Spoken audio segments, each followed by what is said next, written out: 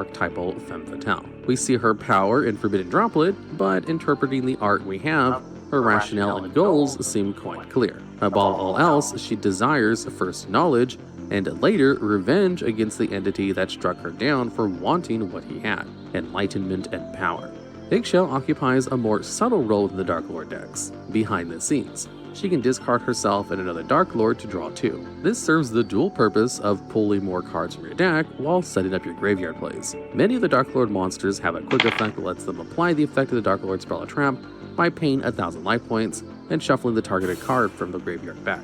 This means that by discarding a card like Dark Lord Banishment for Eggshell's effect, you can both draw 2 and activate Banishment to search another Dark World card after you put a monster on the field. This even works with trap cards, which, while normally slow, can be activated same turn with this effect, which is pretty cool. Dark Lord Eggshell's potential nefarious nature can be glimpsed by the inspiration she takes from Ixtab, a Yucatec Mayan goddess of suicide by hanging. Tasked with guiding lost souls to the afterlife, Eggshell is kinda similar in that by powering Dark Lord draws, she guides games to their inevitable end. The archetypal femme fatale shares a lot of thematic ground with that of the vampiress. Alluring and deadly, both charm their prey into perilous stances that end in destruction, oft as not. This connection is so strong that femme fatale characters from the 20th century American cinema were often referred to as vamps, with the nickname coming from The Vampire, a famous 1897 painting from artist Philip Burne-Jones. With this bit of history in mind, the number 5 spot on this list easily goes to Vampire Vamp. A level 7 dark zombie with 2000 attack and defense, this vamp has been stalking the shadows of the Yu-Gi-Oh! TCG since the release of Primal Origin, a set from 2014. Vampire Vamp's femme fatale qualities are reinforced by her effect, which is that once per turn, when she or another vampire monster is normal summoned, she can target an opposing monster with more attack and steal them as an equip card. While equipped, this seduced monster increases Vampire Vamp's attack points by an amount equal to her own. This effect is thematically interesting on a number of levels. While there is the foundational snare of an enemy monster getting stolen away to serve Vampire Vamp's nefarious ends, I think it's worth considering how she can only target monsters stronger than she is. In a way, this suggests an alternate definition of strength. Vampire Vamp makes a mockery of allegedly more powerful creatures, because despite lacking the muscle to beat over them, they are still putty in her hands. The supposed strength that would let them defeat a lone Vampire Vamp in battle is actually what makes them vulnerable to her subversion. If strength is the ability to accomplish one's goals, Vampire Vamp is stronger than Five-Headed Dragon. And let's talk about that card art. It's not an accident that Vampire Vamp is depicted sitting confidently on an unmade bed. This evokes the role of the vampiric temptress, itself a mirror held up to an unbalanced society's fear of the influence conferred by desire. There's an almost supernaturally fatalistic aspect to the femme fatale's charms. Inevitably, events will proceed as she intends, all matters put to bed. Competitively, there's not much to say about Vampire Vamp, however. She didn't do so hot other than in Duel Links. And at number 4 on this list, we have IP Masquerena, a Link 2 Dark Cyberse with 800 attack that requires 2 generic non-Link monsters as materials. First infiltrating the TCG scene as part of the 2019 Chaos Impact set, IP Masquerena has been causing trouble ever since, with her quick effect antics to perform a Link summon during your opponent's main phase. The monster that's summoned this way by using IP Masquerena as a material cannot be destroyed by your opponent's card effects, making this not only a great way to drain enemy resources by dodging an activation, but also adding a layer of protection to whatever boss you bring out in this way. There's a fun little interplay here between IP Masquerena's name and its lingering defensive effect. IP Masquerena is a nod to the act of IP masquerading, an online privacy technique where the personal internet protocol address of a private user is hidden behind another, usually public-facing IP. This grants the user's identity a bit of protection by pretending to be someone else, which is kind of like how IP Masquerena can call in another card and shield it against effect destruction. Competitively, IP Masquerena is really good. She lets you react to your opponent's plays without immediately revealing your counter, although commonly IP Masquerena will extend into someone from the Nightmare Suite, making use of their on-summon removal effects. She appears on her motorbike in the artwork of Vivid Trail, and on the run from Cybercop S-Force Rappa Chiyomaru in S-Force Chase. And this brings us to the world of IP Masquerena and the extra-dimensional police agency that wants to bring her down. The S-Force, standing for Security Force, bridge time and space to arrest those daring enough to do the same without joining their little club. High-ranking officers like S-Force Platina oversee the patrols and operations from the S-Force bridgehead, while field agents like Orifist and Chiyomaru hunt oppositional persons of interest, like Time Thief Redoer and IP Masquerina. They even have a little solo story in Master Duel where Chiyomaru introduces the new recruit to the strategic ins and outs of the control-oriented S-Force deck. During this training period, we learned the actual goals of the S-Force are highly classified and known only to members of clearance, like Platina and S-Force Professor D. Gamma. While probably true that not all who run afoul of the S-Force have benevolent intentions, it seems likely that more is afoot here than is known to the well-meaning pawns like S-Force Rappa Chiyomaru. In a development of a story that is still developing, we seem to have been given a resolution to the events depicted in S-Force Chase. The card, SP Little Knight, is Chiyomaru without her S-Force branding. She has defected to Team Masquerina? Has she been subverted by the Duel Monster world's bubbliest hacker? Maybe.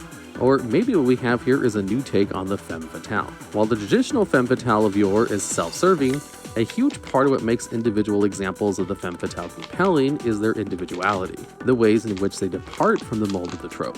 Masquerina influencing Chiyomaru to drop out of Space Police Academy and cloak her new identity by reinterpreting the first two kanji of her name, Chi and Ya, into the literal translation Little and Night could be simultaneously self and other serving. This story isn't done, and just like the S-Forces, we'll have to keep tabs on the situation so we don't miss what happens next. The number 3 femme fatale on this list likes her vodka martinis shaken and not stirred, and her name is Misty, Spy Gal Misty, a level 4 dark spellcaster from 2017's Raging Tempest with 1500 attack and 1600 defense. Spy Gal Misty draws inspiration from the famous cinema spy based on the books of Ian Fleming, James Bond. In pretty much every James Bond movie, there's a beguiling woman who can be ally, adversary, or love interest, with the boundaries between each role sometimes murky and sometimes non-existent. A common thread is that often they are not directly aligned with Agent 007, perhaps a part of a rival intelligence agency, or even occupying a position in the enemy's camp, an aloof quality Spy Gal Misty shares, since she's not actually part of the Spiral archetype. First released in 2016 set The Dark Illusion, the Spirals are an organization of clandestine operatives directed by the intrepid Spiral Master Plan. This line of cards is full of spy movie tropes and references to James Bond and Metal Gear franchises. Of course, not being part of the Spiral archetype is kind of bad news for Misty, since she can't be searched by Spiral Resort or interact with other support, like Spiral Mission Assault, Spiral Gear Big Red, and more. But then, this might be fitting. You can't revive Spy Gal Misty with Spiral Mission Rescue, but maybe that's because not all Bond women live to see the end of their movie. Anyway, the Spiral playstyles focused around using their gears to perform reconnaissance on the top cards of your opponent's deck, seeing and stacking their next draws. Just manipulating your opponent's top deck is already pretty great, but on top of this, by correctly naming the category of their next draw as a spell, monster, or trap, Spiral and Gal cards like Tough, Misty, Super Agent, Double Helix are able to use their powerful effects. On summon, Spy Gal Misty can access this check, and then, if you have the necessary intel or instinct to perform a successful guess, you get to draw a card. Her other effect doesn't require the check, and can be resolved once per turn during either player's turn. By targeting a Spiral Super Agent you control and a monster your opponent controls, you can bounce both cards back to the hand. This effect plays into the branching allegiances of Agent Bond's paramours. This can assist your Super Agent by both clearing him from danger and readying him to activate his hand effect. But it could also be interpreted as sacrificing your Super Agent on the field to further Spy Gal Misty's personal agenda. Hope everyone has liked the vid and subscribed to the Live Twin channel, because spot number 2 goes to both 2 monsters and 1, Evil Twins Kisa-Kill and Leela. This level 8 Dark Fiend has 2200 attack and defense, and is the together form of the 2 links, Evil Twins Kisa-Kill and Evil Twin Leela, who both have 1100 attack. So it's kind of like Evil Twins Kisa-Kill and Leela have their combined stats. This card debuted alongside their individual forms in the same set, Genesis Impact of December 2020, and duelists have been constantly on guard for the V2B Twins antics ever since. While Evil Twins Kisakil and Leela cannot be normal summoned or set, they can be special summoned from hand or grave by 2 Link 2 monsters in that direction. On special summon, they're terrible to enact their effect to force an opponent that controls 3 or more cards to send things to the graveyard so they only have 2 total. While this effect can only be used once per turn, Evil Twins Kisakil and Leela always gains 2200 attack and defense, while both Kisakil and Leela monsters are contained in your grave. So the way the whole Kisakil and Leela thing works is that when you normal summon either Live Twin Kisakil or Live Twin Leela, while you don't control a version of the other one, you can summon that Live Twin monster from your deck. This gives you the materials necessary to link into the Evil Twin. While you control one named twin but not the other, the Evil Twins can revive the live or evil forms of their partner. This means that if you link into Evil Twin Kisakil, you can then revive Live Twin Leela, which gives the materials to link into Evil Twin Leela, who can then revive Evil Twin Kisakil back. And then, when an Evil Twin monster is summoned while you control the opposite twin, they get access to their other effects. Evil Twin Kisakil lets you draw a card, and Evil Twin Leela destroys one. Now, that's a lot of tagging out and shuffling around. But the observant will note that by having both Evil Twin Kisakil and Evil Twin Leela on the field, you have gathered the necessary materials to special summon a 4400 copy of Evil Twins Kisakil and Leela. That's pretty good and all, although the sad truth is that most Live/Evil Twin players would rather have the Evil Links than their main deck duo, because Evil Twins Kisakil and Leela has no quick effect, and the Links let you react and interrupt your opponent during their turn. Still, it's cute that there's a card to represent them together, a trend that continues with their spell and trap support. Evil Twin Challenge and Evil Twin yyyy show the two flitting about town, and Evil Twin Present reinforces their cyber femme fatale impressions by supposedly gifting your opponent something good that will actually hinder them in the long run. And let's dig into that. Present can only be activated while you control a Kisakil or Leela monster, and lets you choose between 2 effects. Your first choice is to shuffle an opponent's set card into the deck, which can be nice, but is for sure the less interesting effect. The second and cooler thing you can do is switch control one of your Evil Twins with a targeted monster. Quintet Magician has a ton of attack and can't be destroyed by card effects, attributed as costs, or super polyed away, but it can be stolen with Evil Twin Present. And there's actually more. By clearing one Evil Twin from your field, you've made space to revive a copy of the donated twin to activate their effect. Anyway, that's pretty cool and very devious of them. Like all good femme fatales, the girls have plans and are acting upon them. Here within the halls of sparkly splendor that brim with haunted furniture languish the ladies of the estate. Lovely Labyrinth of the Silver Castle and Lady Labyrinth of the Silver Castle. These level 8 Dark Fiends have stat lines of 2900 attack, 1900 defense, and 3000 attack and 2900 defense respectively, with Lovely releasing first in 2022's Tactical Master Set, and Lady joining the game 2 months later in Darkwing Blast. And it's in their names. These are lovely ladies. But don't let the looks deceive you. Their realm is one of tricks and traps and danger. That's actually what this whole archetype is about. Traps. Welcome Labyrinth lets you special summon a Labyrinth monster from your deck. Big Welcome Labyrinth does the same, but includes hand and graveyard at the cost of bouncing back a monster you control. Stove, Torby, and Chandelier can both discard themselves and another card to set Labyrinth traps like the 2 Welcomes from deck, and Kuklon can discard itself to let you activate a trap on the same turn that it's set. This makes it really easy to get both Lovely and Lady out from deck and onto the field. But there's actually more, because Lady can special summon herself from the hand if a Labyrinth or trap effect has been activated previously in turn. So you can summon her from deck or grave with Big Welcome Labyrinth, use her as the bounce back cost, and then summon her again with her own effect. And that's not all these cards do. Lovely can set up a normal trap from grave. It can only be activated while you control Fiend, but Welcome Labyrinth already locks you into Fiends from the extra deck, so you're probably running a lot of them anyway. When a normal trap is activated while Lady Labyrinth is on the field, you can set a normal trap with a different name from deck. And if a monster leaves the field by the effect of a normal trap, Lovely Lady can destroy a card in your opponent's field or at random from their hand. And you can trigger this with the self-bounce of Big Welcome Labyrinth. These are also just their activated effects. On top of all of this, both carry defensive passives. Lovely Lady of the Silver Castle makes your opponent unable to react to normal trap activations, and while you control a set card, Lady Labyrinth of the Silver Castle is immune to both effects destruction and targeting. These 2 delightfully sadistic femme fatales have tons of tricks up their sleeves.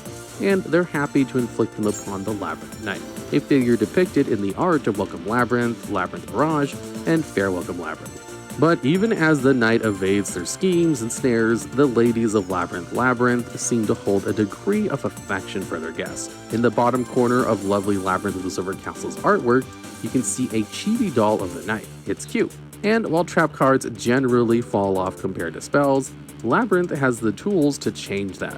From excellent search and recursion to powerful activations, they take a mechanic that's generally very slow and difficult to use from janky to oppressive.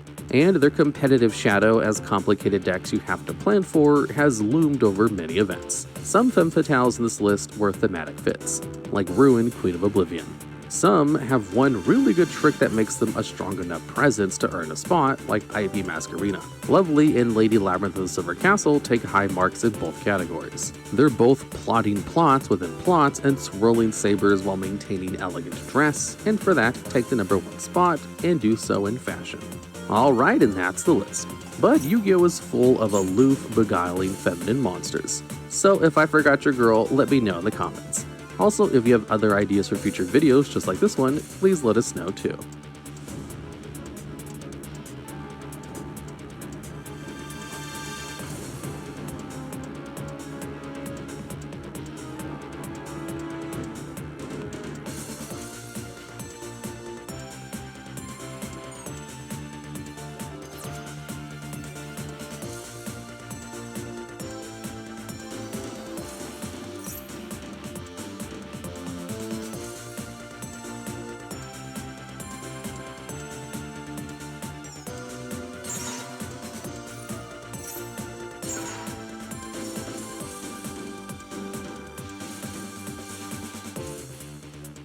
Not my brightest moment, I'll admit.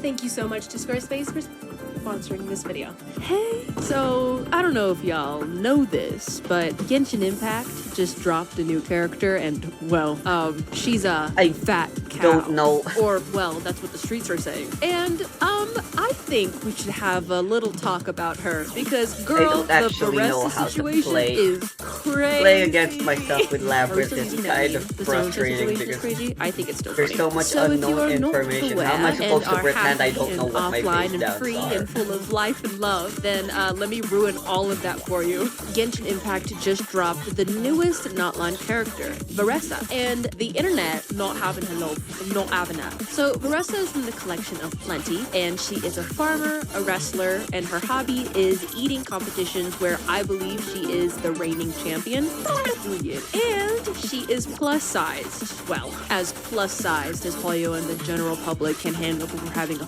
conniption. Really not plus-sized. It's ridiculous. If you put Baressa next to the other tall female character models, then you can see that she is thicker than the others, and is the thickest female character we have to date in this game as of writing. Normally, as someone who has been on the thicker end their entire life, I would be ecstatic for this type of character. But I find myself holding some mixed feelings. Why? Well, she is the first thicker female character in Genshin Impact. And she is a cow and is an eating competition champion. And in her fight moves, she sits on people to crush them. So before I looked any further into her, I just got sad. Just immediately, I just went, oh. My expectations were low, but holy shit.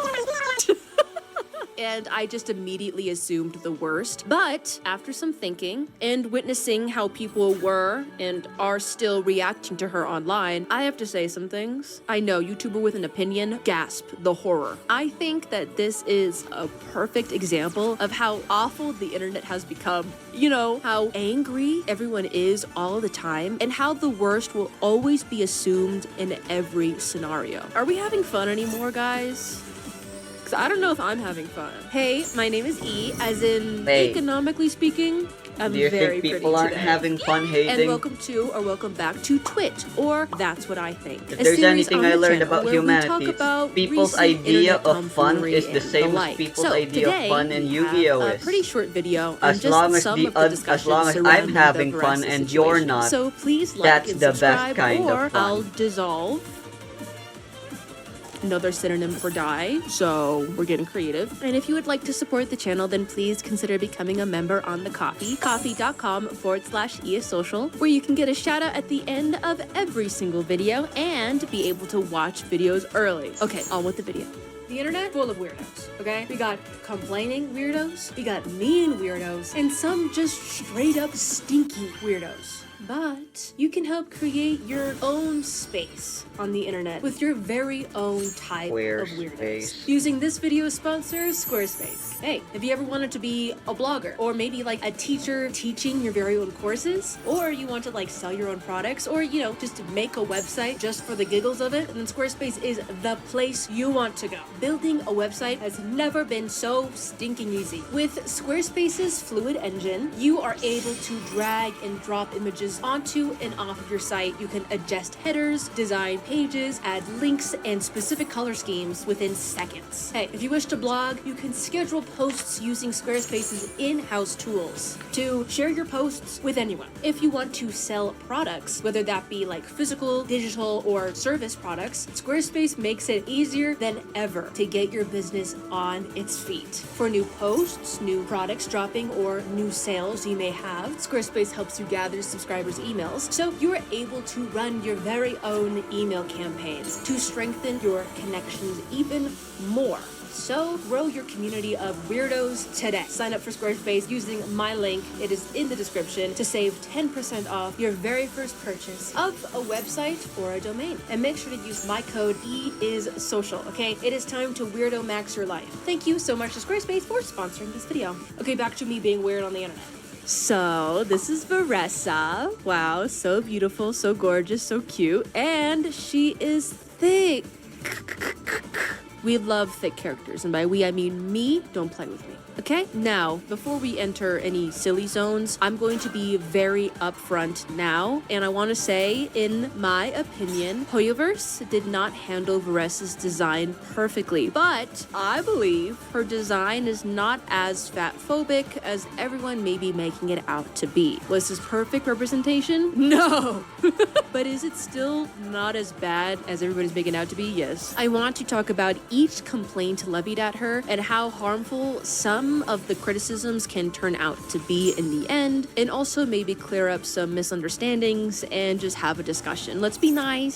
So, she looks like that she is a cow. We could sit with that for a second. It is not uncommon for Genshin characters to be part animal. Ganyu is a goat, Lynette's a cat, and so on and so forth. Now, does it look good that the one character that Hoyo makes thicker than the rest is a cow? Oh my god! No, it doesn't!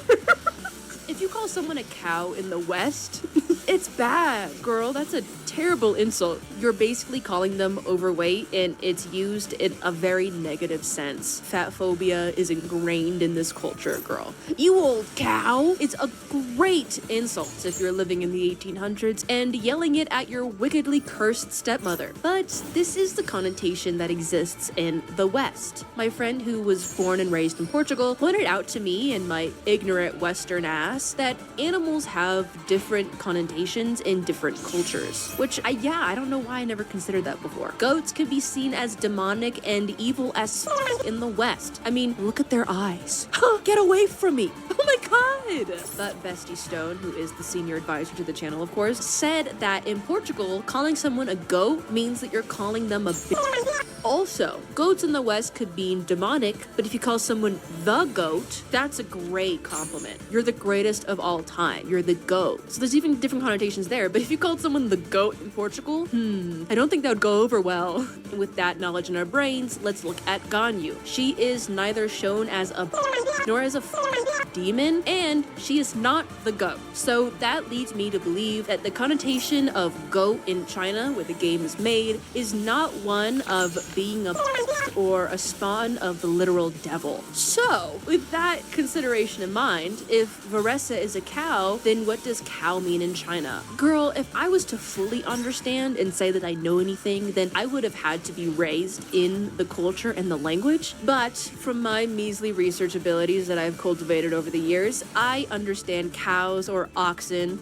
bulls, to be associated with hard work, strength, resilience, and loyalty. The year of the ox in the Chinese zodiac represents people who are leaders and who work hard, are persevering, and stable. I also found a Reddit thread, sorry, but it's legit, that calling someone a cow or an ox is a compliment because it means you're a hard worker. This one Redditor said that this character here is short for a phrase that actually translates to cow, female, zone, and it basically means awesome. And this website here explains how this character literally means cow and in slang means awesome. So you call someone that, it's nice. If you call someone a cow here, your ass is getting beat. See how it's different? It's different in different cultures. But okay. Copium, I hear you yell. Out of all of the animals, why would she be a cow if she was the only overweight character? And honestly true, this whole explanation I gave could be copium, and Hoyo did it on purpose to make fun of her and to piss off Western audiences, cultural differences aside. Or their decisions are a lot less malice than we initially thought. And it makes sense that animals would have different connotations in different cultures. Hey, Western connotations is not the only way, guys. Thinking that everybody abides to Western culture? I don't know, it seems kind of racist. I don't know. Completely blocking that explanation from your mind. Maybe racism. I don't know. Don't wanna stir up anything. Hey girl, she might not even be a cow. I did find this other Reddit post about someone trying to figure out which type of cow Veressa is, and after some research and comparing horns between different animals, this Redditor figured out that she is most likely a reference to the Spanish fighting bull. If you don't know, which I didn't know, bulls, cows, oxen, heifers, steerers, I'm not a farmer, I don't know, I believe are all different words for the same animal, but the words differ based on the sex of the animal and the intended work purpose that the humans use them for. But that's a whole rabbit hole that I fell into for far too long when doing this video. I know too much. But yeah, they're the same animal. Bull's the guy, cow's the girl. But girls can also be oxen and bulls. It's a whole thing. Anyways, honestly, incorporating the Spanish fighting bull into her design just makes a lot more sense than the cow, since she is a wrestler and is very strong, and in Latin America, bullfights are a part of many cultures because the Spanish colonized the hell out of the place. Girl, it's a whole thing. If you want more info on that, then watch my Chaska video. We talk about history there, and I like learning about that stuff. And since we know Natlan is based primarily off of Latin America, pre and post colonization, that just makes a lot more sense than a cow, and bulls are usually males, so you could just use that as a way to completely throw out this whole argument. But bull horns are usually thicker than their female cow counterparts, and if we look at Veressa's horns, they're thick, and she's a fighter, so being the Spanish fighting bull just makes a lot of sense. And then the connotation of cow is gone, and we could stop being angry. I don't know, because bulls and cows are literally the same animal, just with different connotations, which is insanely sexist, by the way. You can decide what you want to believe in, honestly. If you would still like to be angry, then you can call her a cow. If you want to not be angry, then you can call her a bull. Genuinely, either works, so it's really up to you. Hi, she's a bull. Yeah, I'm E from the future. So I filmed this video before Veressa officially came out. I wanted her to get like the jump start on things, but I'm a good YouTuber and I've done her story quest and everything to add more thoughts. So if you see me red, then I'll be adding more to the discussion. Also be keeping some of my original thoughts in there because I want to show you the thought process.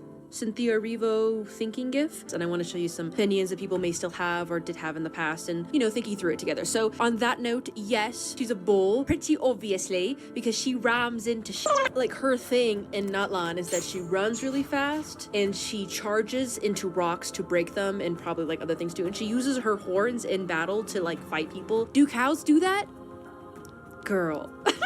What kind of cow? I'm not a bullologist, but I know bulls love to, you know, like that's like their whole thing. She's a Spanish fighting bull, brother. Also in her Natlan Chronicle story quest moment, they're like fighting mushrooms. Long story. And one of the evil mushrooms looks at her and he goes like, "Bull warrior, oh bull warrior, my natural enemy, I must fight."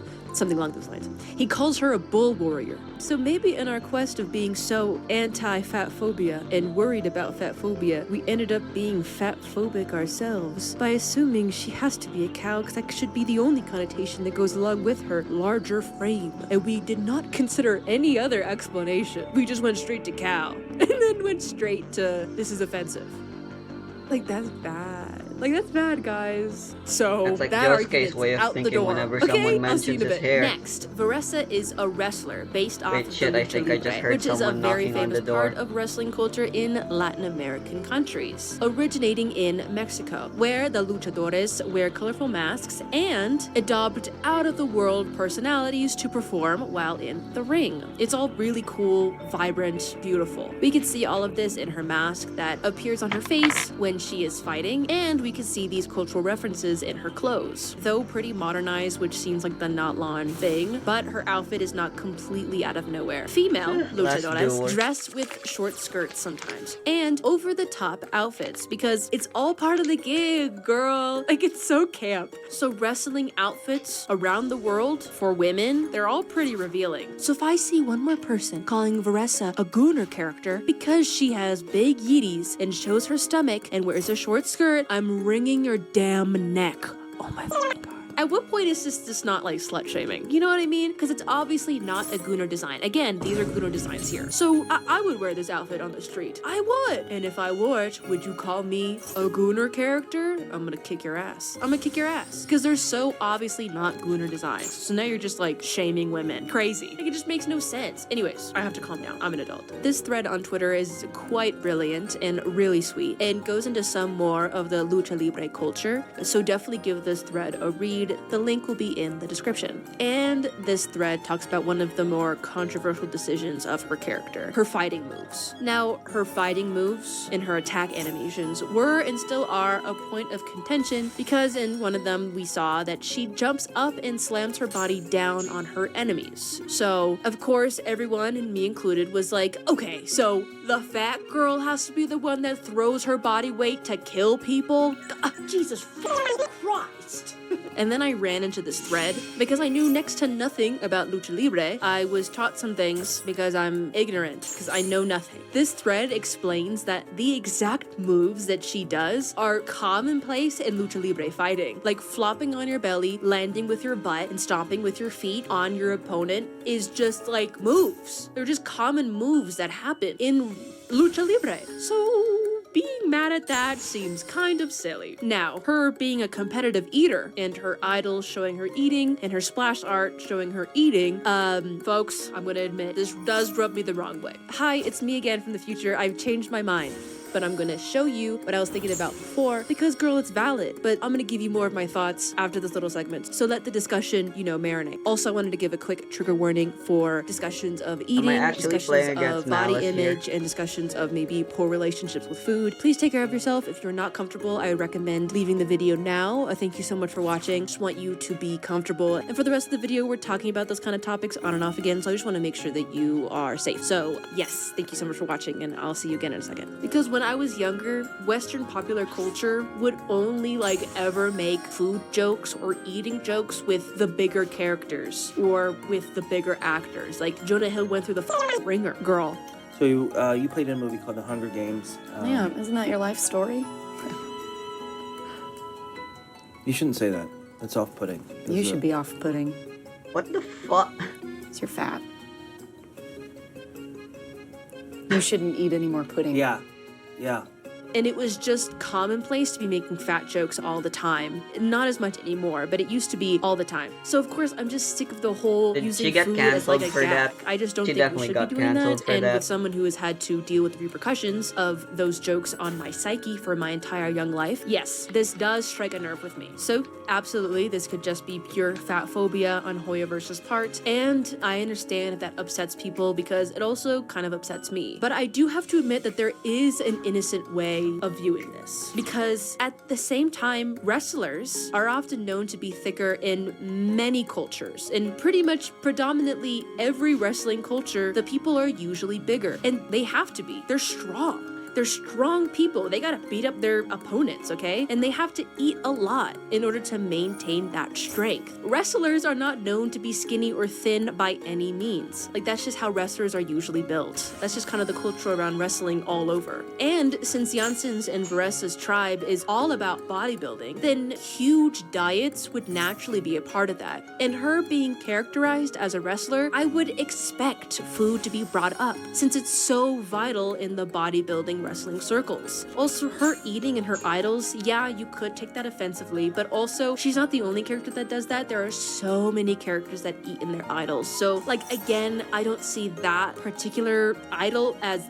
that egregious. I'm not since there's offended so that she many eats characters that during eat one of their her idols. idol I don't know, animations. following I'm all of the offended by hubbub how and all fast the she gulps discussions it down. around her body type and how she's being presented in the game so far. I just kind of came to the thought process myself that if Varessa was the same character, same backstory, same characterization, same everything, but she was the same as all the other tall female should be models, then I think we enjoyed. would be mad that she wasn't a bit bigger, because she's a wrestler and wrestlers have bigger body types. So if she was skinnier with this backstory, then I think we would be angry, because then that means she's bad representation and it's not realistic. But because she is Forbidden thicker, Droplet we in are New still 2, mad, because I would have of dodged that, course, and the only that thick would have been character funny, is actually. associated with food. I just think if we want to be mad, we will find a way. Do you know what I mean? There are some very valid reasons to be mad at Hoyoverse, okay? Their colorism being the biggest offense, okay? Which I talk a lot about and critique in length here, so definitely go watch that video.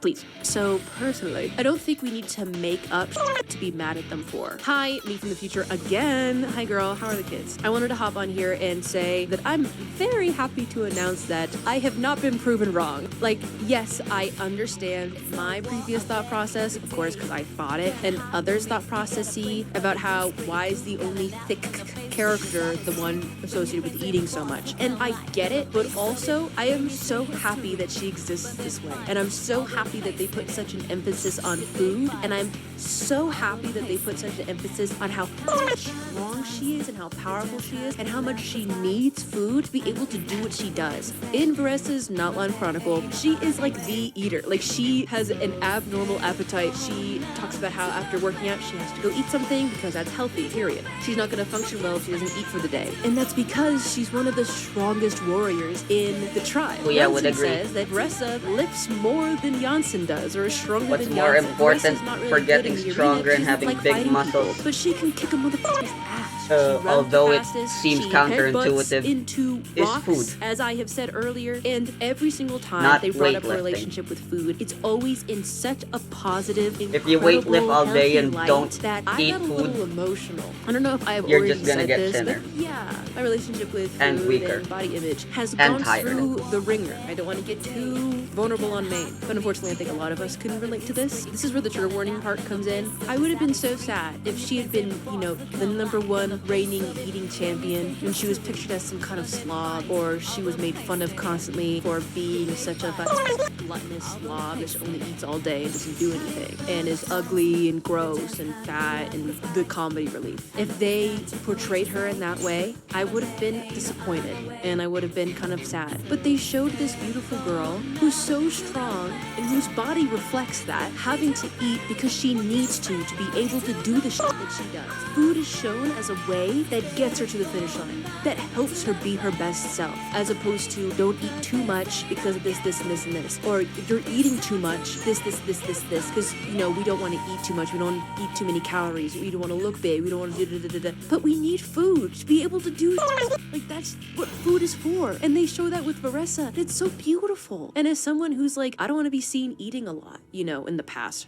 Growing up, I've struggled with that. I've struggled big time with that. I don't want to be seen eating the most. If I'm with a group of friends and I'm the one eating the most at the table, and I also happened to be the biggest one at the table too, which happened often, oh my god, I felt like crap. I felt disgusting. But like, girl, I was growing. I still am. We need food to survive. And they show that with Varessa, and it's beautiful. They say that she had a ravenous appetite when she was a kid, and all the parents came by, pat her on the head, and said, that's good. You need a big appetite to be able to grow big and strong.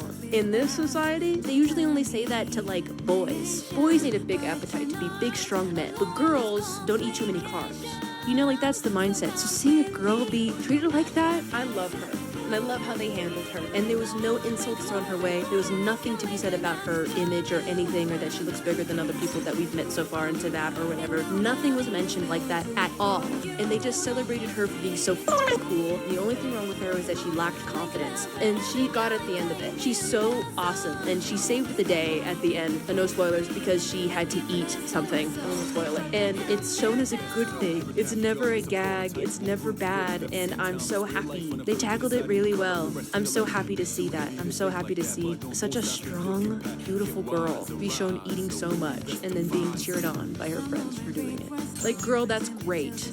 Actually, guys, this is amazing. Again, if you want to be angry at it, go ahead, girl. But we really shouldn't be. This is Pog, if I dare say. I also wanted to address really quickly a world quest that is found amidst the tribe, the collection of plenty, and it's called, like, Behold, Fat Hoe or something. Okay, so the world quest is called Sing Ho for the Greatness of Fat, period. It's a really quick quest. I did it, and I was told by a friend that it was trying to be body positive, but like it didn't really like stick the landing, and the wording was weird, and Hoyo kind of fubbed it. My professional, humble opinion, I loved it. Like, I just kind of loved it. Go do it, first of all. I'm not gonna like recount the whole thing to you because, girl, it takes like 5 minutes. There is like a weird time beat thing, but whatever. I don't like pitting body types against each other. Like, I don't think this body type is better than muscles or muscles better than this body type. You know, I don't think we should be pitting body types against each other. But I do love that they used the word chubby. I loved that. I loved seeing bigger models be like, bitch, I am the shit. Yeah, you can't beat my record. I eat up all these hoes. Literally. I'm proud to eat because it gives me the ability to do what I need to do. I don't focus too much on muscles because I need to be agile, I need to be able to move. And also, when I'm a warrior, I need fat to be able to protect me from stuff. Because, you know, when you have fat on your body, it, you know, helps you with heating and being alive and surviving because, you know, we're #human. And literally the whole quest was, you may not like it, but this is what peak performance looks like. And there, period. Can we have more of that, please? Can we have more bigger models saying, yeah, you gotta look like me, girl. Like, have you eaten? Girl, make sure you're eating because you need to be the best warrior you can be. Yes! Love. I mean, they do have a point. I mean, like, just because someone is super into muscles doesn't mean that they're a good fighter. And it doesn't matter how you look, you know? You just have to treat yourself good and eat and give yourself fuel to be able to do what you do. So maybe I am too forgiving and too optimistic, but genuinely, I loved it. I don't know, we don't see enough of that. And I loved that they said the word chubby and how they discourage people from dieting, because I agree, you know, I just think dieting culture is so harmful and wrong and gross and capitalistic. That's a whole nother conversation. Hey, I would love to see more bigger, fatter characters being like, yeah, I'm him. You know, I'm her. Can we have more positivity around body shape? Can we? Like, thank you. Honestly, rare, humongous Hoyoverse dub. I'm a fan. I can't find anything super wrong with that quest. I loved it. You shouldn't be pitting body types against each other. So nitpicky, but period. Love. Cut the check. You know what I mean? Big fan. Maybe I missed something. Don't think I did. Now, to get a little serious, my biggest issue and my biggest gripe with Miss Veressa and the fandom is the accusation that Veressa only exists in the game for fat-ish purposes. Y'all just be saying anything.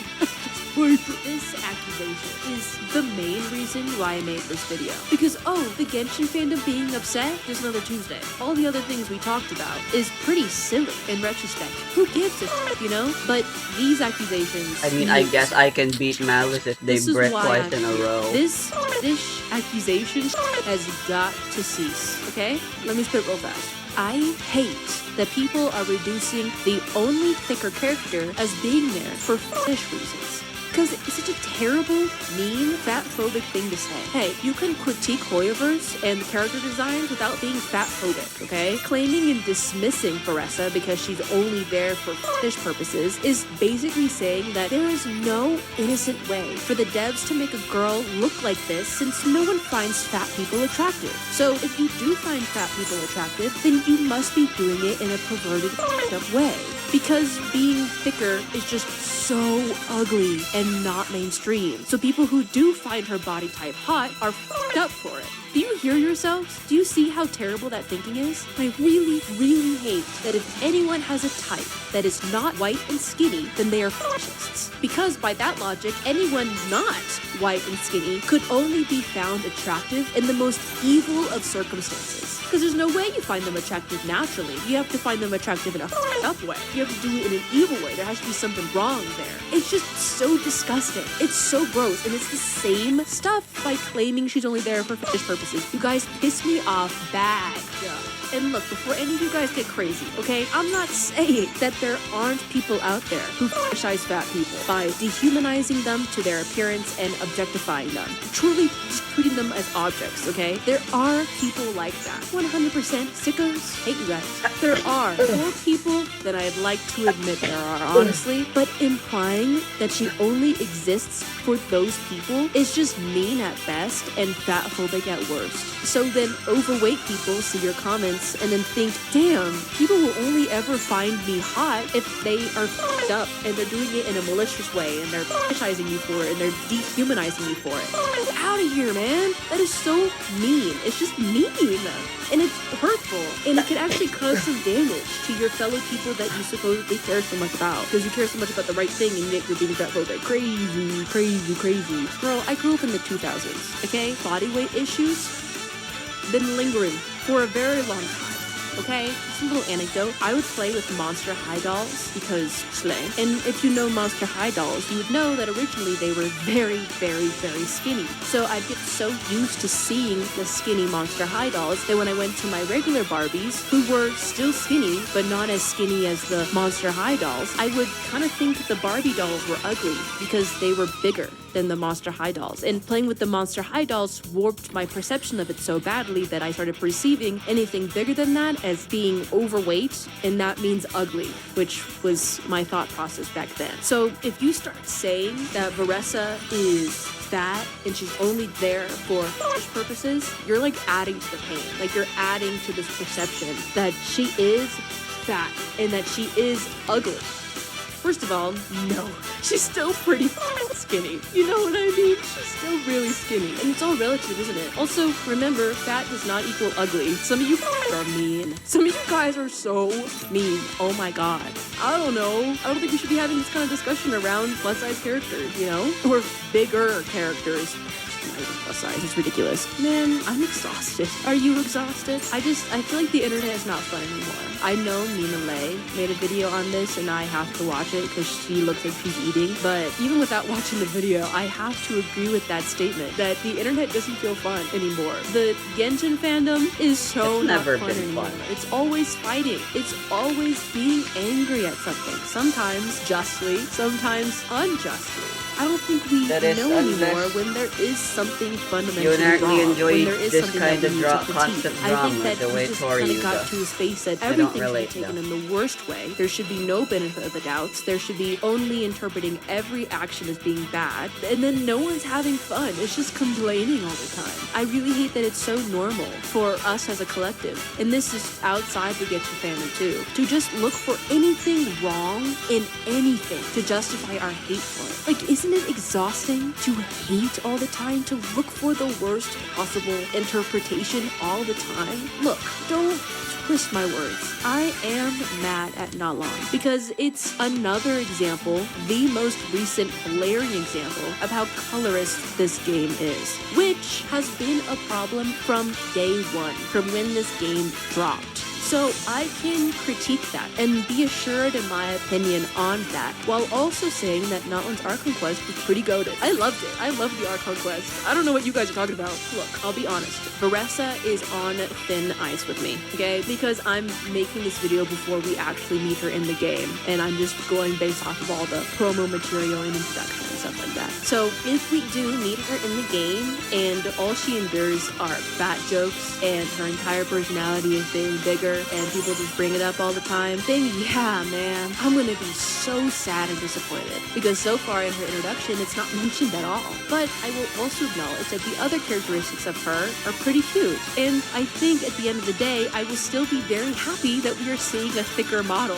Because finally, okay, I think that I would kill that cosplay, girl. I still like that we have a thicker model character and that she is primarily known for kicking some serious ass, that she's talented and she's loved in her community. Her introduction talks about how aggressive and strong of a fighter she is. Strong being the impression. It talks about how she is an orchard owner and provides her fellow people with the best produce ever. People around her have made legends about her vigilantism, where she dons her mask at night and defeats evildoers and monsters. But nowhere, so far as of recording, do they ever mention or make it a part of her introduction that she is heavier than others. Like, it never says in the introduction at all that despite being fat and ugly, she still fights pretty well. You know, like, that's a pretty low bar that I'm happy is not existing. Given everything, given the cultural references, the possibility for the Spanish bull interpretation, which just makes so much more sense to me, and completely dismissing the accusations, as of right now, I'm willing to give Hoyo the benefit of the doubt with her. I'm so glad I did. I'm so glad I did. Oh my god, they didn't disappoint me. I'm overjoyed. I love her. She's such a great character. I think they wrote her super well. She's beautiful. She's strong. She's funny. She's adorable. One of my favorite characters, I think, Genshin has put out. I truly adore her, and I'm broke and I can't get her. Ha! So no, they do not make fun of her. They actually praise her and tell her that she's the best and that she's badass. So point to you, Hoyoverse. Okay, love. Keep doing that. And also, stop being a colorist. Girl. Okay, that's it. Enjoy the rest of the video. And as I mentioned before, I've struggled with body image issues for most of my life. I really like her, you know? And I know a few friends who feel seen by her. I don't want to ruin their joy by saying that she only exists for purposes, you know? But, at the end of the day, I don't know. I don't know what Hoyo's cooking up. Maybe they will treat her horribly in the coming quests, and I can stand to be corrected. But so far, I think the criticisms of her are doing more damage than good. I don't think she deserves this much uproar, or Hoyo does in this instance. But anyways, that's what I think. Thank you so much for watching. If you agree with me, then like the video. If you disagree with me, then comment down below your thoughts. I would love to hear them. Just be nice. Just be nice about it. Thank you. And if you both agree and disagree with me simultaneously, then subscribe. If you actually disagree with me and you hate my guts, you should subscribe because we've got some tension. We got some tension going on. We should fight it out. But you have to subscribe. I only fight my subscribers. So if you want more Not-Lon discussion videos, we have several here, some of the thumbnails here. I'll link some of those videos in the description down below. I've had a lot to say about Not-Lon. I've had a lot of mixed thoughts and feelings about it, but overall, the colorism, horrible, but the characters in the story, I liked it. So anyways, let me know what you think about Not-Lon and what you think about Veressa in the comments down below. If you would like to support me and support the channel, then please consider becoming a member on the Ko-fi. Ko-fi.com/yyyy, where for just $5 a month, you'll be able to see videos like these super duper early and get a shout out at the end of every single video. So take it away, future me, with the shout outs. I love you guys. Hi, thank you so much to Alien Eyes, Jonah, Luel, Luandrill, Joanne, Moon, Blue X Crystal, Summers, Blue Ink Alchemist, Pauline, Shalami, Cass, Onyx Side, Atticus, Iak, Pierre Burner, Suckable, Haley Robinson, Ray Fields, Zandella, Bus Driver, Wokapi, Blurry, Klee, Pandus Bombus, Friendly Fire, Decals, Kiara, and Tronilla. Thank you guys so much for supporting the channel and for supporting me. It means the absolute world that you do that, so thank you so much, and I hope you are enjoying this video early. If you would like to hang out with us more, then please join us on the Twitch, twitch.tv/ESocial, where we game, .. Also, please follow me on my socials at ESocial everywhere, but I only have a Blue Sky. I do not have a Twitter. Thank God. So that is all for me today, and if I don't see you on Twitch, then I'll see you in the next one. Okay, bye!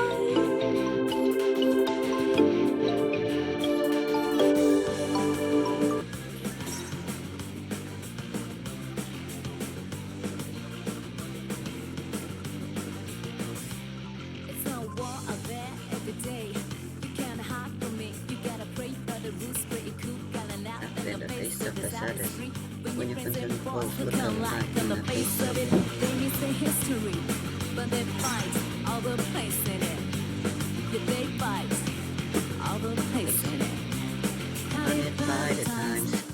just how your life goes by. I know it's not difficult to say, but there ain't no other way. So step on up to the plate. Meet your fate, walking straight on into the light. Step on up to the plate. 'Cause this ain't no game. It's time to make history, yeah.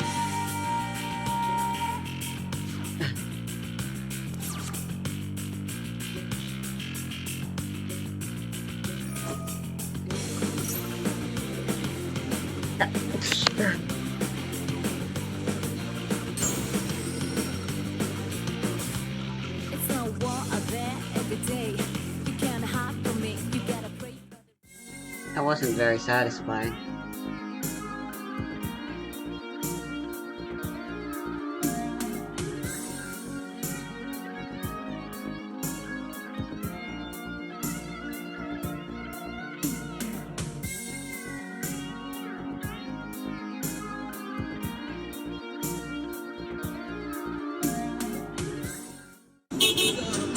Oh hey, didn't see you there.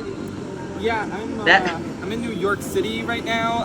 That's Phoenix, see, my right? friend got invited to play the Switch 2 early, and I accompanied him, and he is currently in there right now, and I am just sitting out here, standing out here, and waiting for him to be done. He's on Toad's Factory right now, and I'm upset, but I'm not gonna hold it against him. We saw the Minecraft movie last night. That's exactly how I feel. You know, I didn't have time to record a review last night. We got home pretty late, but I wrote it, and I figured, why don't we walk and talk, and I'll tell you about the Minecraft movie. You know, something a little different for once. So here is my review as I have wrote it like normal, and I will just, you know, this way Warner Bros. Won't copyright me too. That's pretty good. A Minecraft movie was bad, but I kind of had fun with it. You see, back when that infamous first trailer was unleashed upon the world, I kind of just saw it and hoped the movie would be mindless, dumb fun, and it sure was. This is genuinely not the most atrocious thing I've ever seen. But it is also very much not a good film by most metrics. The effects were pretty bad. No one ever looks like they're ever in the environment.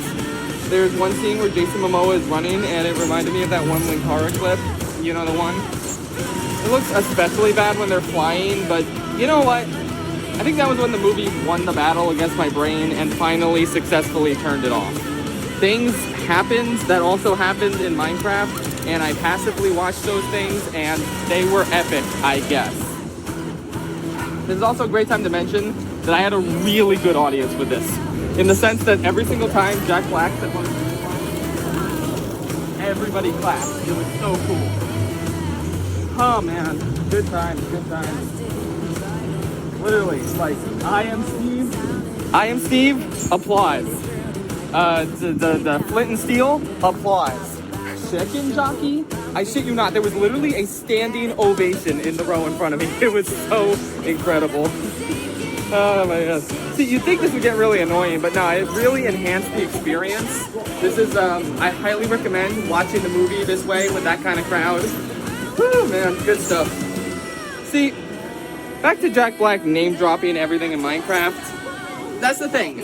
The movie presents so many Minecraft tools and, like, items, and then it never, like, explains any of them, really. Like, a good movie would show something off in a memorable scene to establish what it does, but not this movie. Let's see. Sorry, I lost my place.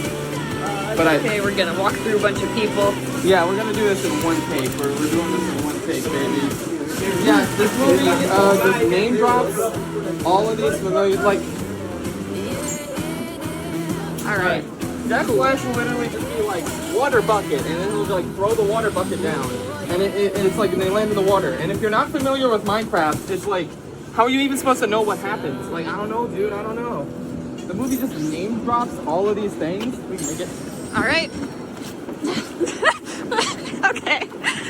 Oh boy. It said 6 on the thing. All right. See, the movie just name drops all of these things, and then it treats them all as if you're familiar with what they do. It was made for people who play Minecraft and no one else, dude. I don't know. See, I know what all these things do, I know what all these things do because I have no life. But I just would like a movie to stand on its own without you having to have pre-existing knowledge of the game to understand the significance of like diamond armor or netherite or whatever. They only ever really explained the Ender Pearl on that one joke from the trailer that wasn't funny. Speaking of which, this movie's not very funny. You want to know what I laughed the hardest at? I'll tell you. It was this joke from the Smurf trailer. They must come. And then I'm gonna like pause and show the joke. Other than that, there were a few somewhat humorous bits and antics. I think the last scene with the main villain was pretty funny. Oh, I especially loved the lady who fell in love with the villager. That honestly, I genuinely wanted more of that. It was fun. It was honestly a very relatable scene. Not because I've ever fallen in love with a villager, but like one time. Let's follow the crowd. Yep. Oh boy. I apologize for the camera quality on this. This is an experimental avant-garde filming technique. Correct. It was relatable because one time a villager in one of my villages in Minecraft that I commandeered walked into the nether and we couldn't get him out, and he just lives in the nether now. His name is Punished Rutherford.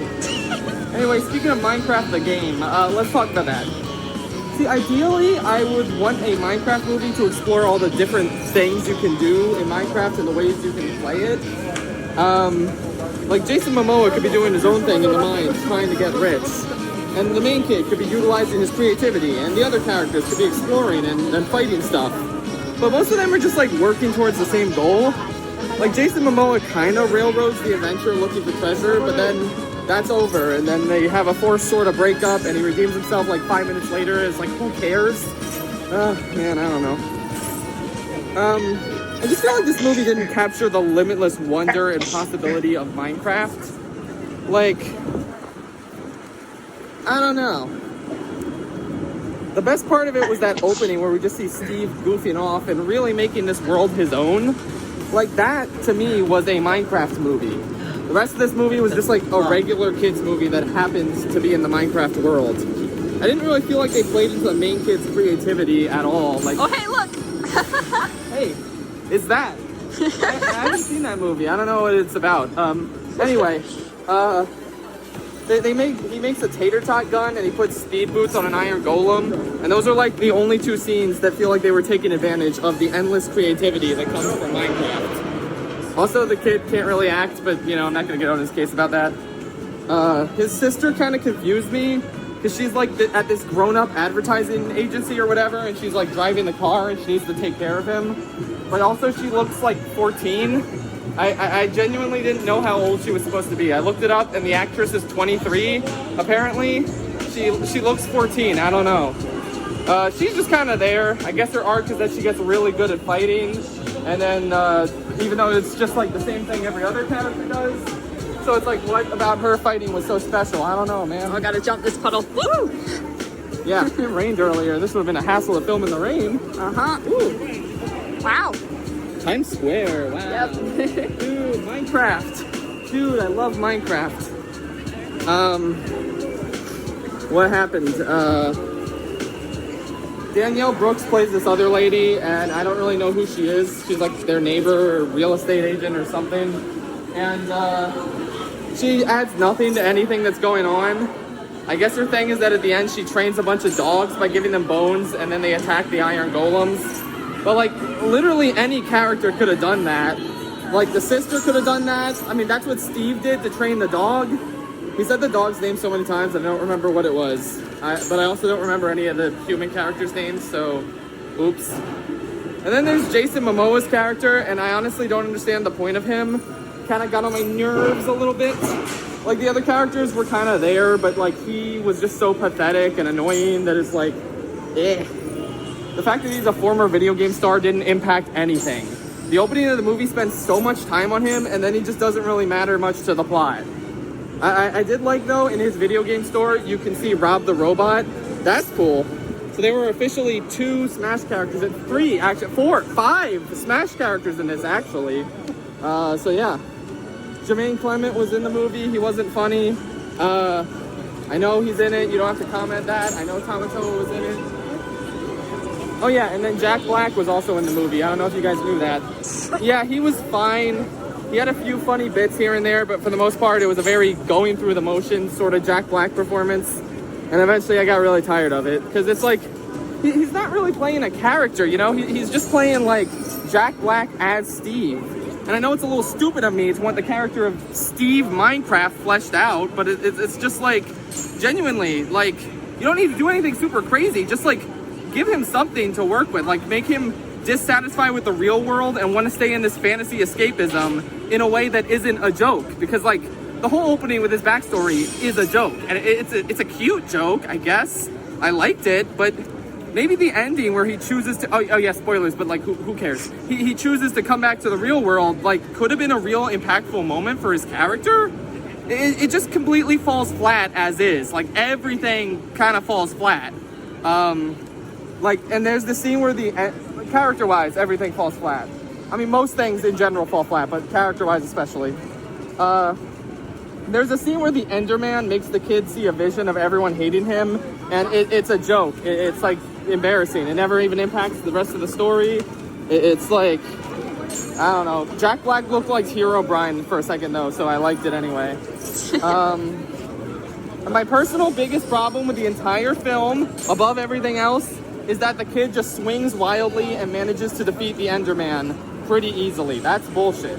I have dealt with so many of these things. They are so hard to kill. I am calling chicanery on this. I guess he had a diamond axe or whatever, but like the way he's swinging, it's like, dude, watch the movie. Watch the movie.